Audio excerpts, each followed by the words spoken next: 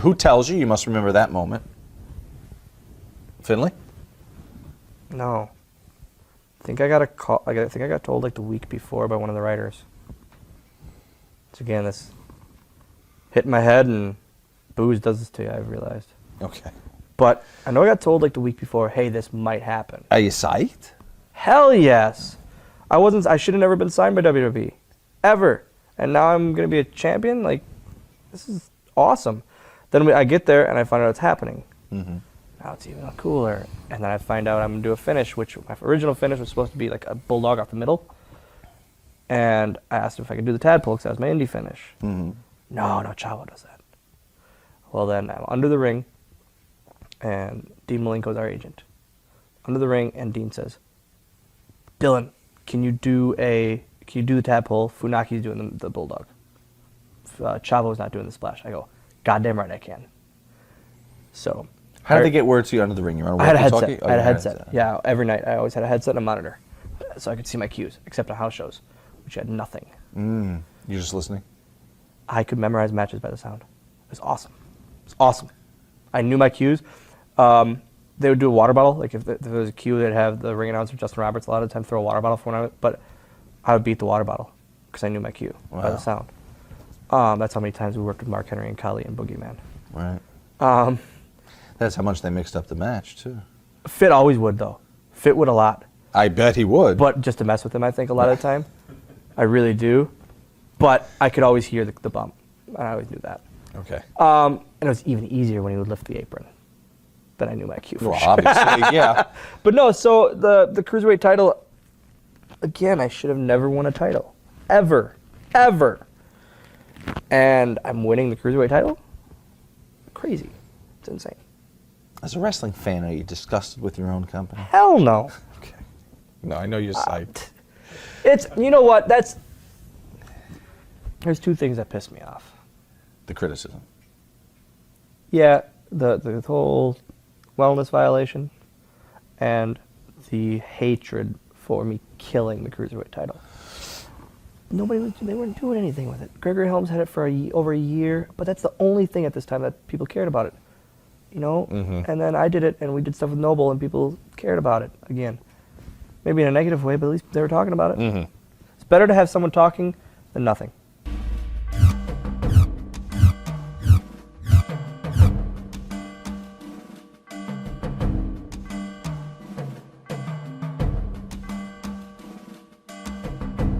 Jay was awesome. Like, he was great to work with. He never had I don't want to do that. I don't want to do that. I wouldn't do that. My character wouldn't do that.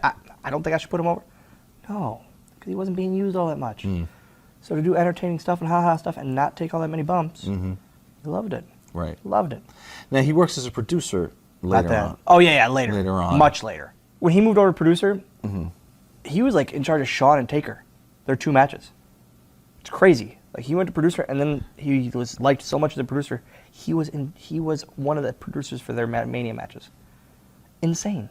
Right. Like, you would think Hayes or R and all that. Right. Hayes was on it, and Jamie Noble was on it. It's crazy to me. He's smart as a producer. I will say he's very smart as a producer. How much is a producer giving guys like that? He came up with their finish. Oh, okay. He came up with the Taker Shawn finish.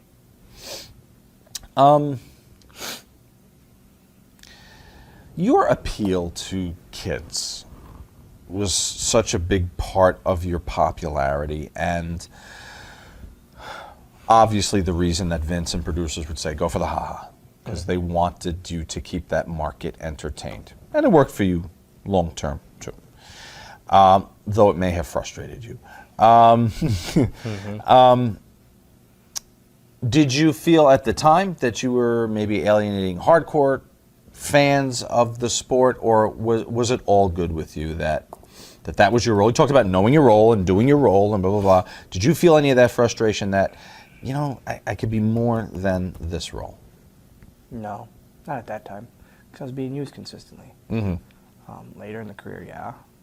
But at that time, I was still young. I was in the business for a year at this point. Or in the company for a year, I should say. Another thing that Fitz said, it wasn't really advice, but he goes, Dylan, I tell the office all the time, there's no one that's loved by kids more than you. And it always resonated. And he would tell me that a lot. Like, whenever I was real down, if I got real down about stuff, he would tell me that, remind me. But it was one of those things, like, I didn't realize it until much later, how much kids loved me. When Fit and I were babyface, did babyface stuff, like fully babyface on ECW stuff, and throwing the hats and dancing around. I didn't realize it until like then, but I've never pat myself on the back or toot my own horn, but fucking toot, I easily was one of the most child-friendly characters. You and the Bushwhackers. I love Bushwhackers were my grandpa's favorite tag team. I know them. This ain't your grandpa's wrestling. No. What did you want your role to be? That time I was That time. willing to do whatever I could do. If it's getting me on the show, which it was every week, I was fine.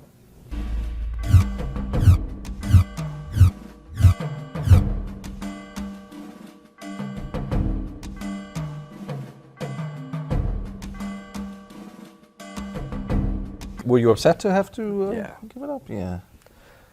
How far beforehand are you That- told that you have to lose a belt? That day? Yeah, about 3 hours. Okay. I was pissed. Then I got to work. Again, I just wanted to work. I know a midget shouldn't work, but I wanted to work. I wanted to work matches. I wanted to have fun, and I was having fun. And then I realized, like, hey, I'm in the storyline events. Like, I get that it can't overshadow that, or can't take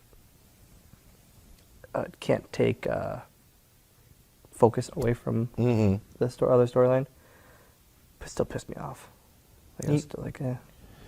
Why couldn't the Cruiserweight division have just kept going? Why?